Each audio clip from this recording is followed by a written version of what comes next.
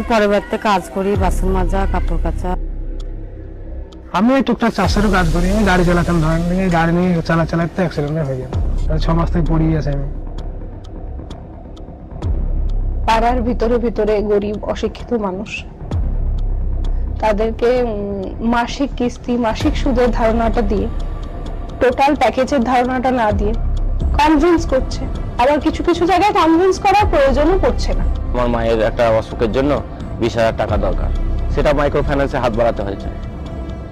তো অভাবে লোনটা নিয়েছিলাম, তা শোধ করতে সমস্যা হচ্ছে। 1 তারিখ থেকে যখন তার মান্থ কাউন্ট হচ্ছে, তার কিস্তির প্যাকেজ শুরু হয়ে যাচ্ছে, তখন ছাগলটা বাচ্চাও দিচ্ছে না বা বিচনটা ধানও হয়ে যাচ্ছে। কিস্তি চালাতে হবে, লোন চালাতে হবে, আমাদেরকে পেটেও খেতে হবে, মানে অসুখ বিসুখ কিছু হয় যদি বাড়িতে আমার হোক কিংবা বাচ্চাদের হোক, ওগুলা তো দেখাতে হবে। তাহলে কি করে দেখাবো?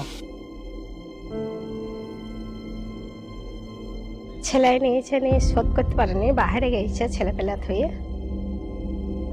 পারে তো দেয়, না পারলে তখন সে আমাদেরকে ঘাড়ে চাপায়, তখন আমরা লোকের কাছে ঋণ ধার করে আনি, এনে সেটাও শোধ করতে পারি না। কিস্তির স্যার লোন তুলতে এসে যখন দিতে পারছে না, বলেছে তাহলে যদি দিতে না পারেন তাহলে গলায় দড়ি দিয়ে দিন।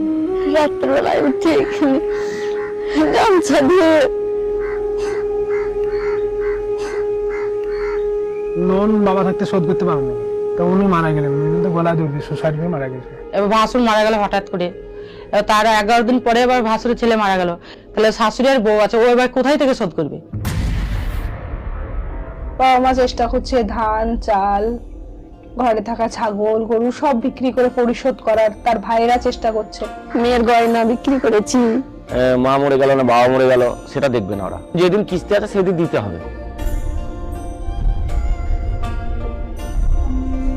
যার প্রচুর আছে সে সাবসিডি পাচ্ছে, আর যার কিচ্ছু নেই সে বলছে আমি দিয়ে দেবো, তাও তার হাতে 20,000 টাকাও জুটছে।